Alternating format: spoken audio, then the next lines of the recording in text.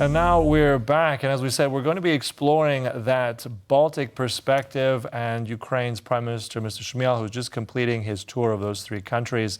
And now we're going to really get what happened there, what it means for the region, for the world. We're going to connect now with our first guest, Lithuanian MP Marius Matijošaitis, who's joining us now. Thanks for joining us here today. Thank you, sir. Thank you for inviting. Thank you very much for being here with us. So, Prime Minister of Ukraine visited Lithuania today. Now, besides handshakes and verbal support, what are the main takeaways from this visit? Thank you for this question. So, Lithuania has been at the forefront of supporting Ukraine for the last 2 years, and obviously for the last 10 years since the war hasn't started in 2022. It started in 2014. However, the recent visit is a good signal, a diplomatic signal that the Prime Minister of Ukraine chosen Lithuania, one of the Baltic countries after Poland, after visiting Poland, to visit Lithuania and acknowledging the support. And one of the big things that happened is that we are sending 3,000 drones that cost €2 million. Also, we are continuing our program of rehabilitation for the wounded soldiers, and also in Ukraine, in the location of Ukrainian cities, not Lithuanian, which is a change, and we are continuing all the programs that we had before. Mm-hmm. Yeah, as you said, I think it goes to show also the kind of support that really you didn't flinch. And I think it was actually Lithuania who first came out and called Russia that terrorist state.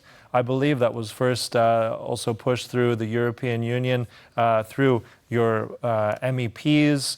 And then I believe very much also doing a lot of work in terms of trying to get that warrant against Mr. Putin. So a lot of big things have come out of small Lithuania, but I think that it just speaks volumes as to how this Baltic unity is working out.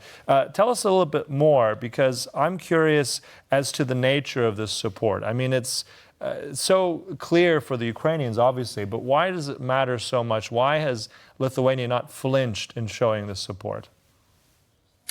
It's simple, because we suffered for 5 decades of occupation, which was tragic for our history. And well, we have this enemy for, let's say, 5 centuries.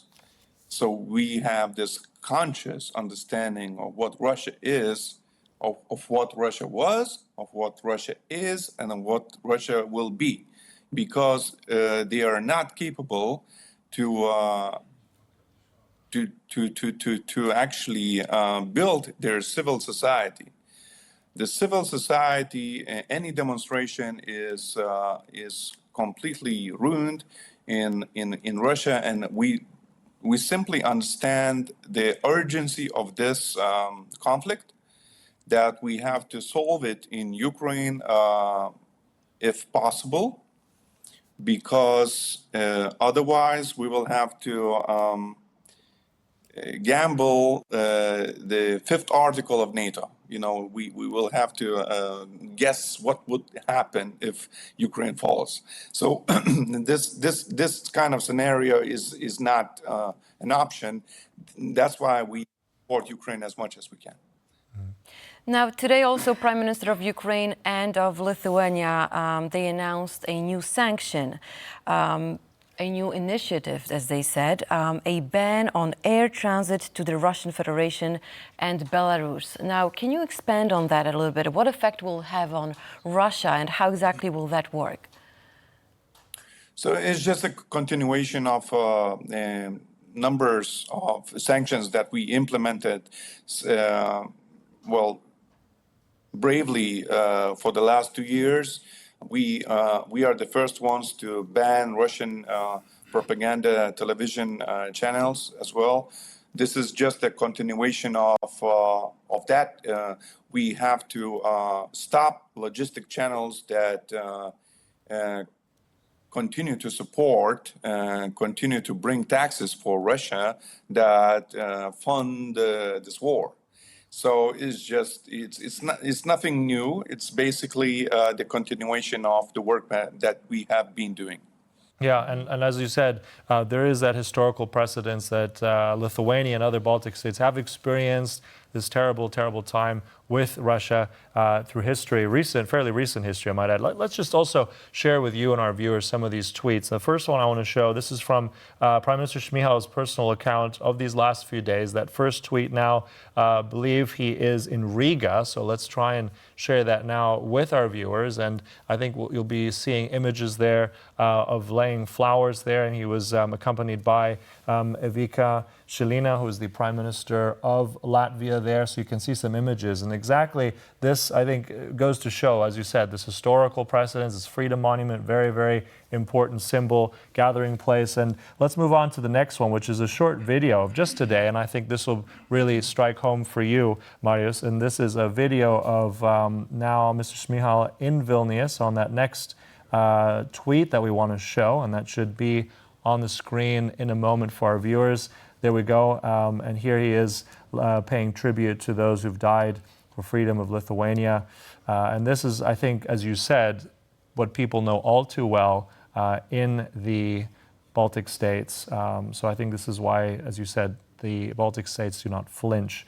But at the same time, I do want to ask, because I believe it was when he started this tour, he was in Estonia, and Mr. Šmyhal met with the president of Estonia, Mr. Kyiv. And Mr. Kyiv said something very interesting. He reaffirmed that support and actually has said that very much he supports Ukraine's actions of attacking Russia itself, especially targeting Russian locations.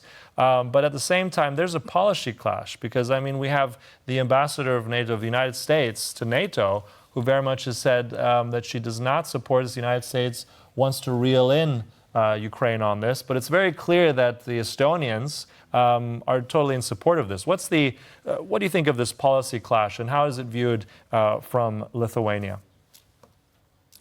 Well, if you speak with Estonian or Lithuanian or whoever, a real military man, they would say to you that it's not possible to defeat the enemy, the aggressor, which is a Russian state, Russian Federation at this point, if you only try to secure your own territory.